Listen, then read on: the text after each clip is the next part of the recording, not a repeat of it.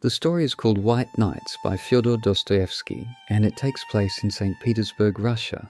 The title White Nights comes from a natural phenomenon that happens there between May and July. Because the city is very close to the Arctic Circle, during these 3 months the sun barely sets. Even at night, it never gets completely dark. There's always a soft, twilight-like glow in the sky, so bright that streetlights aren't needed. That's why these nights are called White Nights.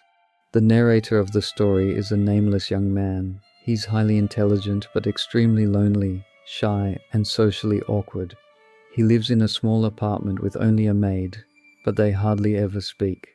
He spends his days indoors, lost in books and endless daydreams about how life should be, imagining conversations and connections he never actually has. He feels completely isolated and dreams of having someone, anyone, to share his life with. He only goes out at night, usually around 11 p.m. or later, because during the day he's overwhelmed by people's faces and emotions. He's so sensitive that when he sees someone happy, he instantly feels their joy, and when he sees someone sad, their sadness floods into him. To avoid that emotional overload, he walks the empty streets at night when almost no one is around. One night during the White Nights, while walking along the Neva River, he notices a young woman standing on a bridge crying. She's leaning against the railing, clearly upset. Our narrator has never spoken to a girl in his life. He's terrified and doesn't know what to do. He wants to help, but he's too shy, so he walks past her. A little later, he looks back and sees that a drunk man has started following her with bad intentions. Suddenly gathering courage he didn't know he had, the narrator rushes across the street, catches up to her, and stands beside her. The girl instantly understands that he's there to protect her. She grabs his arm tightly. The drunk sees them together and, assuming they're a couple, gets scared and walks away. Now, they're alone. The narrator is trembling. He's never been this close to anyone, let alone a girl. She gently reassures him and thanks him for saving her. Feeling safe with him, she starts talking. He opens up too, confessing how lonely he is, how he spends his days dreaming, how he walks at night because he can't handle people's emotions during the day, and how he's always longed for a companion, a true friend, someone to understand him. She listens carefully and realizes he's completely harmless and genuinely kind-hearted. They walk together for hours. She tells him she has to come to this same spot every night at the same time because of a personal situation she promises to explain later. He's overjoyed and asks if they can meet again tomorrow night. She agrees, but with one strict condition: they can be friends. But he must promise not to fall in love with her. He laughs and says it's impossible. He's never been in love. He only knows love from books and poems. He's looking for friendship and companionship, not romance. He swears he won't fall in love. They part ways.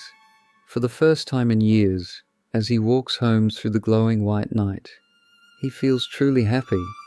He daydreams even more intensely now, replaying every word she said, filled with hope and excitement about seeing her again.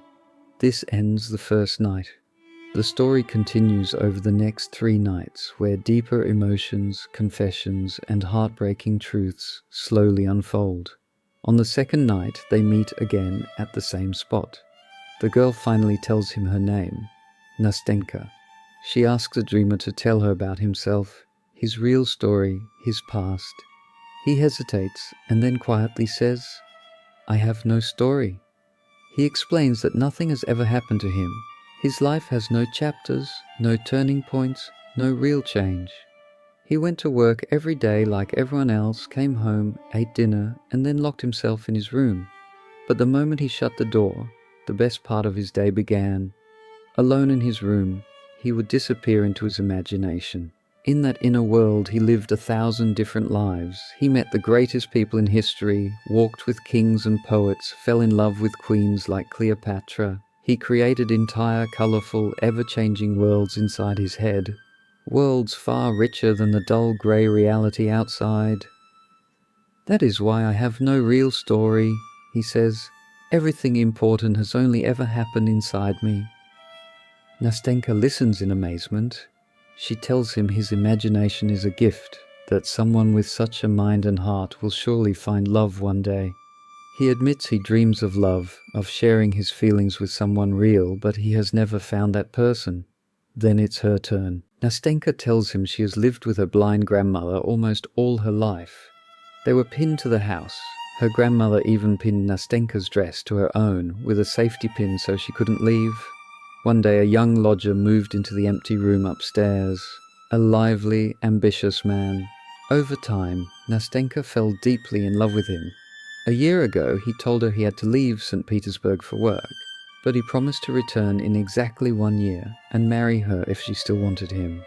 That year has just ended. This is why she comes to the same spot every night. She is waiting for him. On the third night, Nastenka is anxious. The man still hasn't appeared. In despair, she asks the dreamer for help. She wants to write him a letter. The dreamer dictates the most beautiful, passionate love letter she has ever heard, full of feeling and poetry, even though he himself has never been in love. Nastenka is stunned that someone who has never experienced love can express it so perfectly. On the fourth and final night, Nastenka is broken. 3 nights have passed and the man has not come. She is convinced he never really loved her. In tears, she complains about him, saying she wishes she had someone like the dreamer instead, someone gentle, loyal, who truly cares for her feelings and asks for nothing in return. Hearing this, the dreamer finally gathers all his courage and confesses, "Nastenka, I love you." For a moment she is surprised, then softens. She admits she understands him completely, that they are alike, and that she would be happy to be loved by someone like him. They hold hands, walk together through the glowing white night, talking endlessly, convinced they were made for each other. For the first time in his life, the dreamer feels truly alive and happy. Suddenly, a man walks past them. Nastenka freezes. She recognizes him instantly. It is her lodger. In a second, her hand slips out of the dreamer's. She whispers, "It's him," and runs toward the man. The dreamer stands rooted to the spot, stunned. A minute later, Nastenka comes running back, breathless and tearful. She hugs the dreamer tightly and says, "He came back. He still loves me. Forgive me. You will always be so dear to me. You saved me these nights. Thank you, thank you. I will never forget you." Then she runs off again, this time for good, disappearing with her lover into the white night. The next morning, the dreamer sits in his room. Everything looks old and faded. The walls, the furniture, the maid, the streets outside. The world has turned grey again. The maid brings him a letter. It is from Nastenka. She writes that she is sorry, that he will always remain one of the most precious people in her life, that their 4 nights together were pure and beautiful, and that she will always be grateful. She ends by saying she is getting married next week and hopes he will come to the wedding. She signs it with the wish that their deep platonic friendship, their friend love, will last forever. The dreamer reads the letter again and again until tears fall on the page. At first he feels crushed, lost, betrayed by fate. Then slowly something changes inside him. He realizes that even though Nastenka was in his life for only 4 nights, barely a few hours, those moments were the purest happiness he has ever known. They were enough to light up the rest of his grey existence. He will carry the memory of those nights inside him like a small eternal flame, and with it he will be able to live the rest of his life without bitterness. He whispers thank you to Nastenka, to life itself, and the story ends. Not in despair, but in quiet, bittersweet gratitude.